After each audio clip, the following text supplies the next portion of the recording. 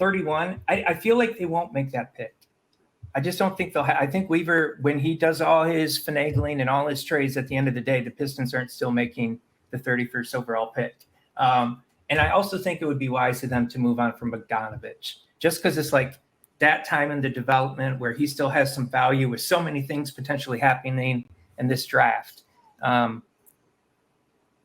If they could get like another lottery pick out of it, even a future first, I think I would just let him go. So as these younger guys, as Cade comes back, we need more shots for these younger guys to develop. So.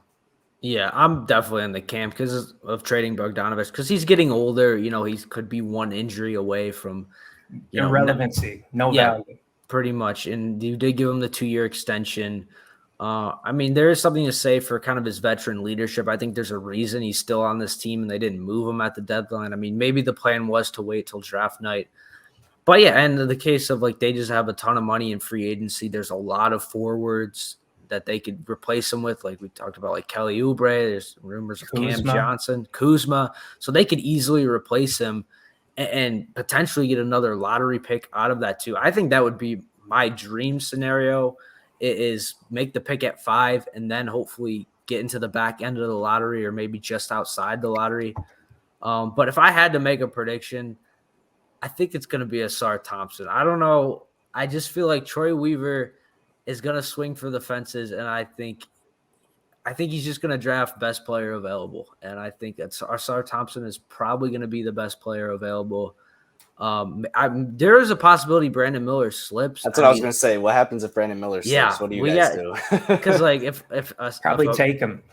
If a man goes in the top 3, then you're looking, well, what does Houston do at 4? Maybe they take Brandon Miller. But if they don't, then you got to have that conversation. And 100%. I heard he didn't have good workouts either. So this draft is going to be crazy. I don't know, right, man. Like, yeah, but Brandon Miller versus Asar Thompson, I think Miller's definitely the better fit. But did you see the Pistons taking Miller over Thompson? Yeah, based on what Weaver said.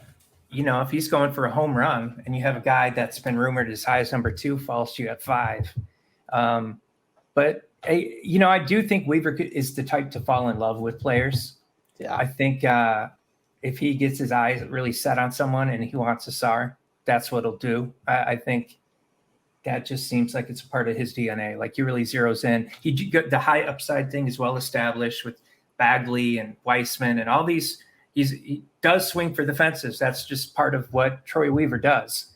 And he'll do that again in this draft, I'm sure. Like that seems to be his MO. Get the highest upside players you can. His philosophy could change as we have more of a team that's like in the playoff picture, coming off a season where it had the 6th seed. He might adapt that strategy, but I think this will be another swing for the fences draft. Yeah, what about you, Mateo? Like your dream scenario? Because now that I'm thinking about it, to me, probably take like Asar or Cam at 5 and then trading into the lottery and probably grabbing another wing, but trading Bogdanovich. That would probably be my dream scenario.